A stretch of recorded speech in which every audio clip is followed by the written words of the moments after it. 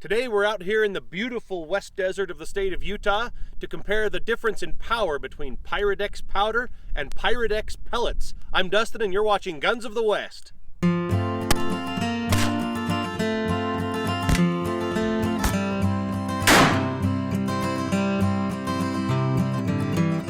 The revolver I'll be using is the 1860 Army Colt from Pellets, and we'll start with the Pyrodex Pellets. This is a 30 grain equivalent. I'll load it with the included loading stick that Hogden provides. And for the projectile, I'll be using my Homecast 454 diameter round balls. Let's go ahead and ram that down. And for the caps, I'll be using my number 10 Remington percussion caps.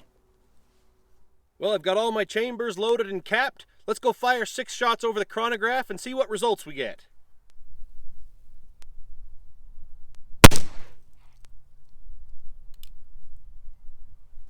One of the caps fell off. I'll make up that shot in a moment.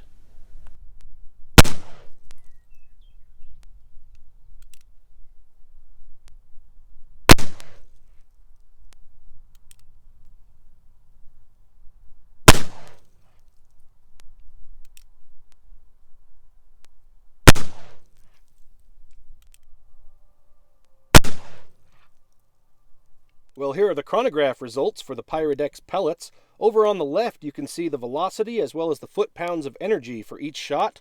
Over on the right, you can see that the average velocity was 959.6 feet per second.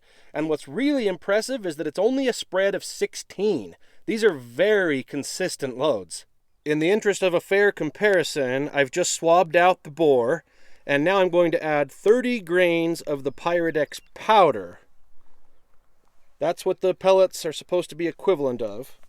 And by the way, both the pellets and the powder are the FFFG equivalent. Now I'll just ram down the ball. Well, I've got the 1860 Army loaded up again, this time with each chamber with 30 grains of loose Pyrodex FFFG and a cap.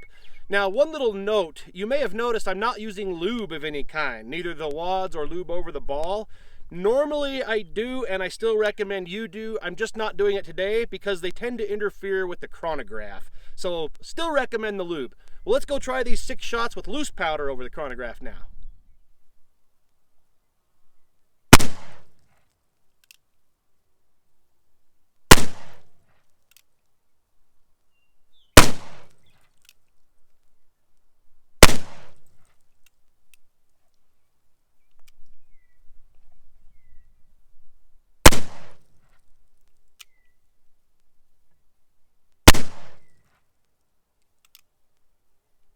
And here are the results for the Pyrodex powder.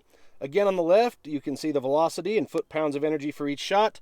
On the right, this time the average velocity was 911 feet per second, so not as fast as the pellets.